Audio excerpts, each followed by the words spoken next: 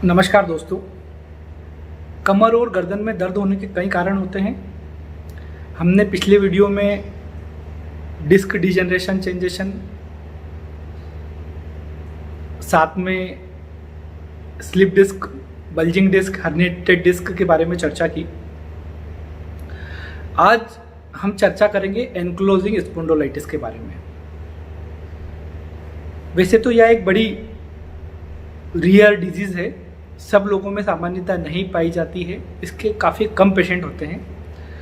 लेकिन जो भी इसका पेशेंट होता है, जो भी इसका मरीज होता है, उसकी ज़िंदगी में यह बीमारी बड़ी भयंकर साबित होती है।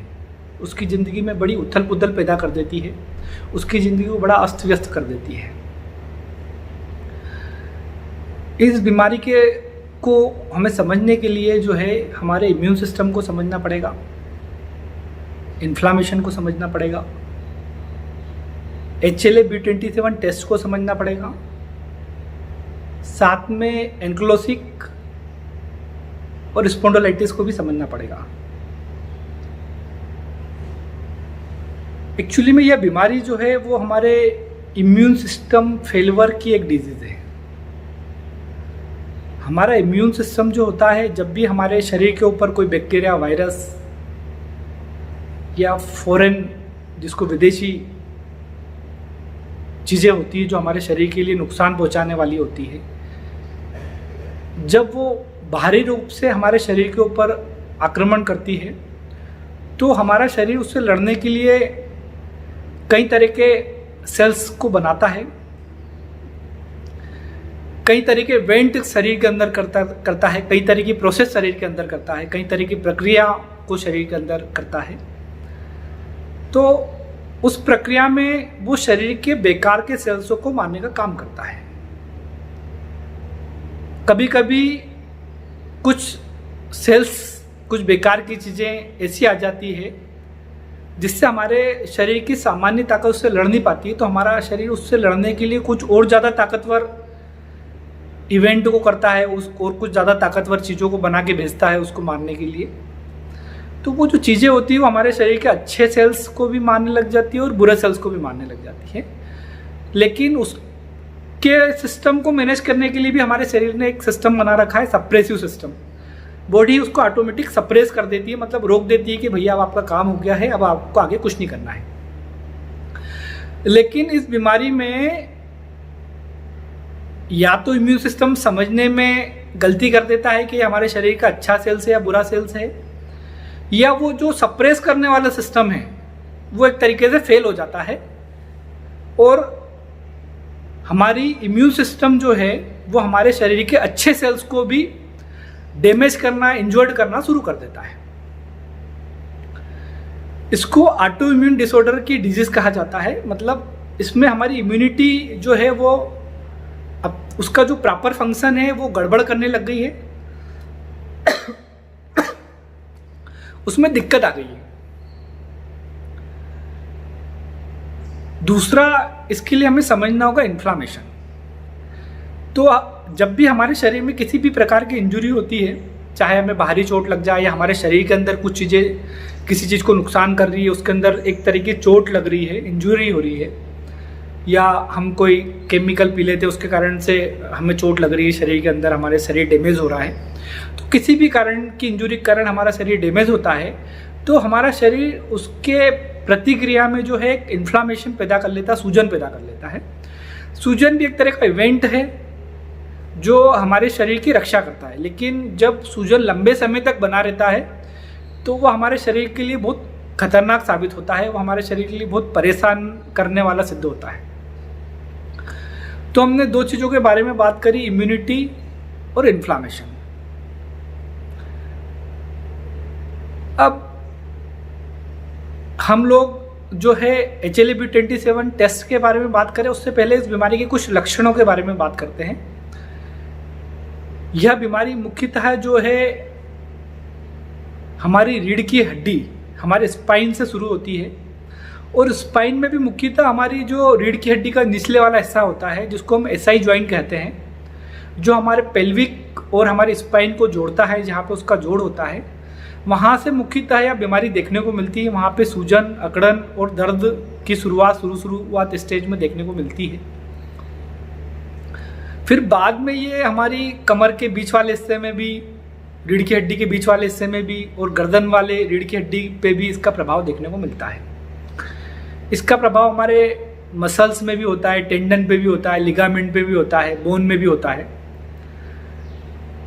बोन के ऊपर जो इसका प्रभाव आता है, ये आता है कि जो बोन हमारी रहती है वो पूरी डिफ्यूज़ हो जाती है, मतलब वो एक दूसरे से जुड़ जाती है। हमारी स्पाइन एक तरीके से फ्लेक्सिबल बनाई है, वो कहीं भी हम उसके द्वारा टर्न हो सकते हैं, मुड़ सकते हैं, लेट सकते हैं, झुक सकते हैं। लेकिन इस बीमारी में हमारी जो रीढ़ की हड्डी है उसके वर्टेब्रा जो होते हैं वो एक दूसरे से मिल जाते हैं, उसकी फ्लेक्सिबिलिटी खत्म हो जाती है। उसके साथ साथ इसमें दर्द होता है। जब ये बीमारी हमारी रीढ़ की हड्डी में होती है और गर्दन में इसका इफेक्ट आता है तो व्यक्ति को सामान्य रूप से लेटने में बहुत परेशानी होती है। उसको लेटने के लिए एक, कभी कभी दो, कभी कभी तीन तकियों का उपयोग करना पड़ता है। वो प्रॉपर रूप से अपनी गर्दन को नीचे नहीं रख पाता है। लेकिन सभी पेशेंटों में ऐसा नहीं देखा जाता है, कुछ पेशेंटों में ऐसे लक्षण आते हैं, अधिकतर पेशेंटों में ऐसे लक्षण आते हैं। ये लक्षण क्या पेशेंट टू पेशेंट वेरी होते हैं, मतलब सब पेशेंटों में एक जैसे लक्षण नहीं दिखते, लेकिन इस तरह के लक्षण दिखते हैं। मेनली शुरुआत लक्षण में जब आदमी बैठा रहता है, एक जगह बैठता है वो, और जब उठता है तो उसमें उसको दर्द होता है, और जब वो थोड़ा चल लेता है तो फिर उसको थोड़ा सा आराम लग जाता है। कुछ लोग जो दवाइयाँ नहीं खाते हैं उन लोगों को उठने में 5 से 15 मिनट का समय भी लग जाता है, मतलब काफ़ी देर लगती है उनको उठने में और अपने आप को व्यवस्थित करके वापस से चलाने में। तो एक तो जैसे आपने समझा कि लेटने में परेशानी आती है, दूसरा उठने में परेशानी आती है, बहुत समय के बाद में थोड़ा चलने के बाद भी परेशानी आती है। लेकिन मुख्यतः जो शुरुआती लक्षण होते हैं उसमें उठने और जो है लेटने में परेशानी मुख्यतः देखने को मिलती है। कुछ समय के बाद में जब ये बीमारी को समय हो जाता है उसके बाद में इसके लक्षण जो है हमारी आँखों के ऊपर भी देखने को मिलते हैं। उसमें इन्फ्लामेशन हो जाता है और हमारी आँखों का दिखना भी थोड़ा सा कम हो जाता है। इसके बीमारी के लक्षण हमारे हार्ट के ऊपर भी देखने को मिलते हैं। हमें सांस लेने में दिक्कत आ सकती है। जब यह बीमारी हमारे रिब्स में इसका असर आने लग जाए, हमारे लंग्स के रिब्स में इसका असर आने लग जाए, तो हमें सांस लेने में परेशानी आ सकती है। यह बीमारी हमारे किडनी के ऊपर भी इफेक्ट डालती है और अधिकतर लोगों को यह बीमारी जो है वो इंटेस्टाइन पे प्रभाव डालती है। ये इन्फ्लामेटरी बाउल डिजीज का भी एक बहुत बड़ा कारण बनती है। पेट से संबंधित भी लोगों को लेटर स्टेज में काफ़ी परेशानियां देखने को मिलती है। ये इसके कुछ सामान्यतः लक्षण हैं और ये इन अंगों पे ज़्यादा प्रभाव डालती है। बाकी दूसरे अंगों पे भी प्रभाव डालती है। मुख्यतः यह हड्डी और हमारे टेंडन, लिगामेंट, मसल जहाँ जुड़ते हैं उस जगह पे अपने सबसे ज़्यादा प्रभाव दिखाती है। वो विशेष रूप से रीढ़ की हड्डी के साथ जो जुड़े हुए टेंडन है उनके ऊपर ज़्यादा प्रभाव दिखाती है। लेकिन कभी कभी जैसे कि हमारी हील होती है, वहाँ पे जो मसल्स जुड़ती है प्लांटर, वहाँ पे भी अपना प्रभाव दिखा देती है, जिसके कारण एडियो में भी दर्द शुरुआत हो जाती है। कुछ पेशेंट मैंने देखे जिनकी शुरुआत ही जो है हिल, मतलब जो है एडी के दर्द से शुरुआत हुई है। ये इसके सामान्यतः लक्षण थे और ये रीढ़ की हड्डी की बीमारी मुख्यतः शुरू में होती है, ऐसा कहा जाता है। ये ऑटोइम्यून डिसऑर्डर है, हमारी इम्यूनिटी का एक फेलवर सिस्टम है। हमारी इम्यूनिटी मतलब उसका जो प्रॉपर वर्क होता है वो भूल जाती है, वो अपना प्रॉपर वर्क कर नहीं पाती है, उसकी बीमारी है। यह एक इन्फ्लामेटरी डिजीज़ है, इन्फ्लामेशन की बीमारी है। चौथा हम चर्चा करेंगे HLA-B27 टेस्ट के बारे में। तो इसमें बहुत सारे लोग इसको बीमारी का नाम ही समझ लेते हैं कि हमें HLA-B27 की बीमारी है। ऐसा बहुत कम लोग समझते, लेकिन कुछ लोगों को देखा जो इसको बीमारी ही समझते हैं। एक्चुअली में एक टेस्ट है, ये हमारे WBC के ऊपर कुछ एंटीजेंस पाए जाते हैं, उसका एक टेस्ट है। एक तरह का प्रोटीन होता है ये WBC के ऊपर, उसका टेस्ट है ये। जिन लोगों को HLA-B27 पॉजिटिव होता है उन लोगों को एनक्लोजिंग स्पॉन्डिलाइटिस होने के चांसेस होते हैं, लेकिन ऐसा नहीं है कि जिन लोगों को HLA-B27 पॉजिटिव होगा उन सारे लोगों को एनक्लोजिंग स्पॉन्डिलाइटिस होगा।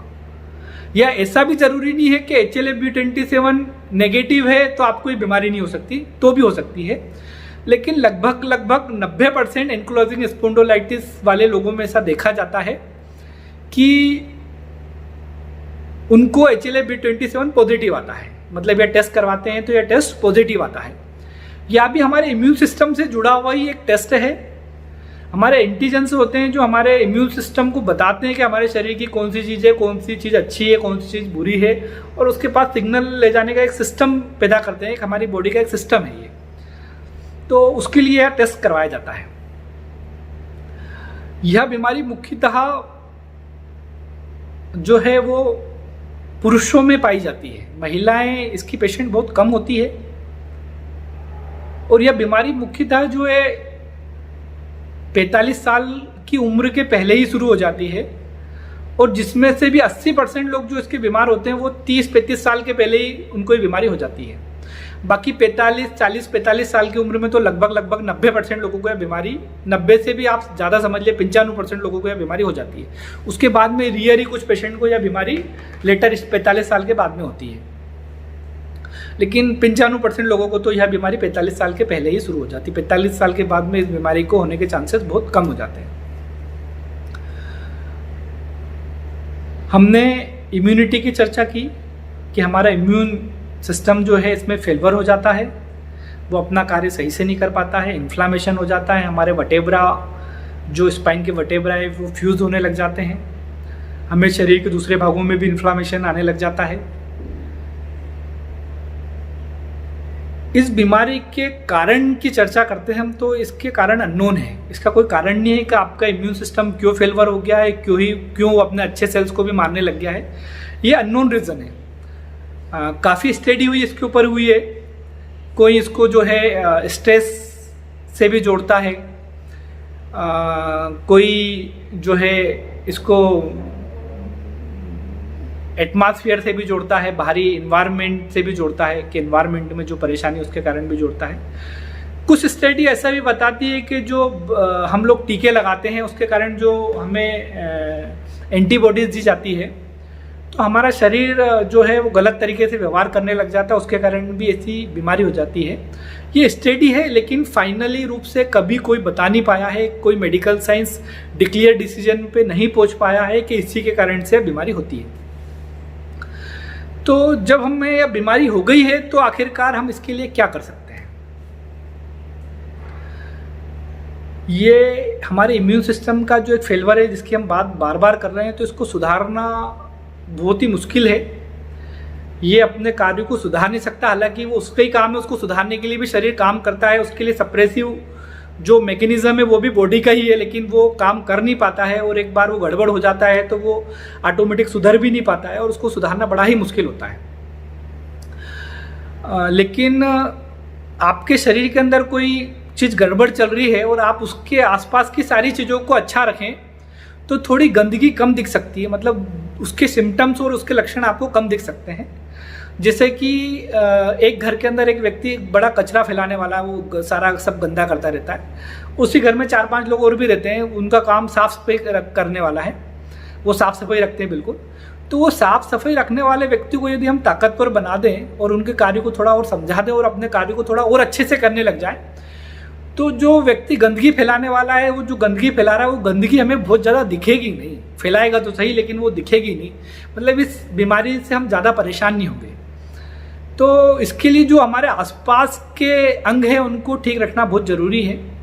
तो उसके लिए सबसे जो ज़रूरी पार्ट है वो हमारे ब्लड के पीएच का है। यदि हम हमारे ब्लड के पीएच को जो हम कर सकते हैं, बाकी तो दवाइयाँ काम करती है अपना, आजकल इम्यून सप्रेशन मेडिसिन भी चलती है जो हमारे इम्यून पावर को सप्रेस कर देती है और इन बीमारी से हमें बताती है। एंटी इन्फ्लामेटरी ड्रग भी चलते हैं, एंटी पेन रिलीवर भी ड्रग चलते हैं, होम्योपैथिक में बहुत अच्छी अच्छी दवाइयाँ आती है, आयुर्वेदिक में बहुत अच्छी अच्छी दवाइयाँ आती है, यूनानी अपनी तरफ से बहुत अच्छा काम करती है, फिजियोथेरेपी अपनी तरफ से बहुत अच्छा काम करती है, इगोस्क्यू मेथड जो आपके पोस्चर के ऊपर बहुत अच्छा काम करती है वो बहुत अच्छा काम करती है, न्यूरोथेरेपी अपना एक अलग अपना सहयोग देती है। लेकिन कहीं ना कहीं इस बीमारी से पूरी तरीके से निजात नहीं मिल पाती है। इन सब चीज़ों को लेने के लिए आपको इनके एक्सपर्ट से मिलना पड़ेगा, जब आप इनका उपयोग कर पाएंगे। लेकिन आप क्या कर सकते हैं, हमारी चर्चा वो हो रही है। तो हमारा इम्यून सिस्टम ठीक रखें, इसलिए उसके आसपास की चीज़ों को ठीक रखें। तो उसके लिए सबसे ज़रूरी जो हम बात कर रहे थे वो है हमारे ब्लड के पीएच की। तो हम हमारे शरीर के पीएच को एल्कलाइन बना के रखते हैं तो हमें इन्फ्लामेशन होने के चांसेस घट जाते हैं। जब इन्फ्लामेशन के चांसेस घट जाते हैं तो पेन होना और साथ में जो हमारे शरीर के ऊपर इफेक्ट आ रहा है वो थोड़ा कम हो जाता है। अब हमारे शरीर को एल्कलाइन रखने के लिए सबसे क्या कर सकते हैं हम, तो सबसे ज़रूरी चीज़ है कि एल्कलाइन रखने के लिए सबसे ज़रूरी हम पर्याप्त मात्रा में ऑक्सीजन लें। उसके लिए आप तरह तरह के योग कर सकते हैं। उसमें एक योग मुझे बहुत ही पसंद है जो पेशेंट के ऊपर बहुत ही लाभदायक सिद्ध होता है। उसमें नाक से हवा अंदर लेनी रहती है और मुंह बड़ा करके बाहर छोड़नी होती है। मैं एक बार आपको बता देता हूँ। मुंह बड़ा करके गर्म हवा छोड़ना है। आपको चेक करना गर्म हवा आ रही है कि ठंडी हवा आ रही है। ऐसे नहीं छोड़ना, गर्म हवा छोड़ना है। ये बड़ा अच्छा योग है एक तरह का, जो इस बीमारी के दर्दों को कुछ ही समय में थोड़ा कम करने में एक भूमिका निभाता है। ठीक नहीं करता है, इसमें कोई जादू वादू कुछ नहीं होता है। इसमें ना कोई दवाइयाँ जादू करती है, ना कोई थेरेपी जादू करती है, ना कोई एक्सरसाइज जादू करती है। सब सहयोग कर सकती है, कोई मैजिक नहीं दिखा सकती, कोई एकदम से आपको ठीक नहीं कर सकती। वो आपका सहयोग कर सकती है इस बीमारी से लड़ने के लिए। इसमें एक सहयोगी रूप में ये भी एक आपका सहयोग हो सकता है। तो हमारी जो सबसे ज़रूरी बात थी कि हम हमारे सिस्टम को एल्कलाइन रखें। उसके लिए मैंने बात करी कि आप ऑक्सीजन का लेवल बढ़ाएं। उसके लिए तरह तरह की आप जो एक्सरसाइज कर सकते हैं। दूसरा है खाने पीने में अधिकतर आप एल्कलाइन चीज़ों का यूज़ करें। अब एल्कलाइन और एसिडोसिस की बहुत बड़ी व्यवस्था है कि आप कैसे समझें कि कौन सी चीज़ एल्कलाइन है, कौन सी चीज़ आपकी बॉडी के ऊपर एसिडिक इफेक्ट दिखाएगी। बड़ी व्यवस्था है। लेकिन सामान्य रूप से हम बात करें तो वो सारी चीज़ें जो प्रकृति ने हमारे लिए बनाई हैं उसमें से लगभग अधिकतर चीज़ें हमारे शरीर के अंदर एल्कलाइन प्रभाव दिखाती है। लेकिन आपको इसमें ध्यान रखना है कि जब तक प्रकृति ने बनाया है और आप उसको प्राकृतिक तरीके से खा रहे हैं, जब तक वो आपके शरीर पर एल्कलाइन प्रभाव दिखाएगी। आपने उसका प्राकृतिक तरीका जैसे छीन लिया तो वो आप शायद हो सकता है आपके शरीर के ऊपर एसिडिक प्रभाव दिखाएं। जैसे कि आप किसी फल खा रहे हैं तो वो हो सकता है आपके ऊपर एल्कलाइन प्रभाव दिखाएं, लेकिन आप उसका जूस पी रहे हैं तो शायद इतना अच्छा एल्कलाइन प्रभाव आपकी बॉडी के ऊपर दिखा नहीं पाए।